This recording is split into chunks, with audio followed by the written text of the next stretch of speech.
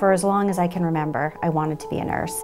Every day you go in realizing that you're taking on this enormous responsibility of being entrusted with the care of someone else's child, and in particular somebody else's child who's ill. So, being pregnant in that type of work is very stressful because that's all you're exposed to. The day she was born was fantastic. Everything went just perfectly.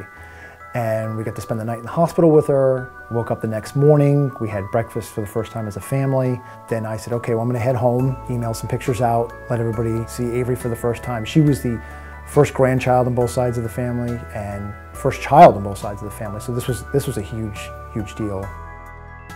I got a call from Cheryl saying, you need to come back to the hospital. And I said, okay, I'll be there in a few minutes. She said, no, you need to come now.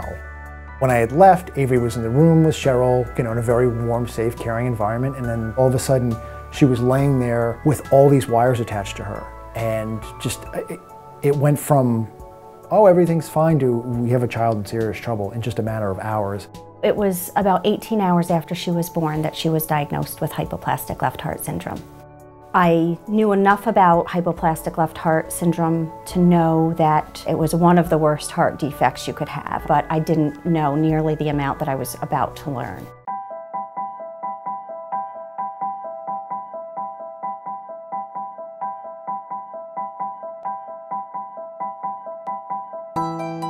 Avery was around 4.5 years old when she had the biventricular repair, and she just had a really rough recovery after that. She came out of the OR. She ended up on a bypass machine that they call ECMO. And I have to say, as complicated as her heart disease was, or the diagnosis is, Avery, again, was sort of always on the extreme good end of the spectrum. And this was the first time that really there was something unexpected that had happened. She was in the hospital for a couple of months. Even when she came home, she was weak. She just wasn't quite herself. It seemed to just be taking a long time for her to start to have energy, to even want to eat. But she did recover. She went back to school, and I think it was about a week after she was in school, one day she complained of a bellyache. Around midnight, she woke up and she vomited. And for one split second, she just turned like this kind of grayish blue color. Both of us sort of looked at each other with this state of panic and said, okay, we're going to bring her in. We rushed into Children's, went to the emergency room, and 2 hours later she went into cardiac arrest. Ended up having to put her back on this ECMO bypass machine to literally save her life. They could not get her heart beating again.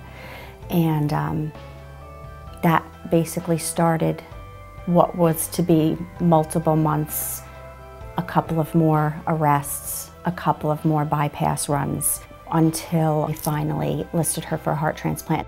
She was on the Berlin heart, which was literally keeping her alive. Stayed on the transplant list for 52 days. And then we got a call at 2 o'clock in the morning from Dr. Betsy Bloom, and she said we found a heart.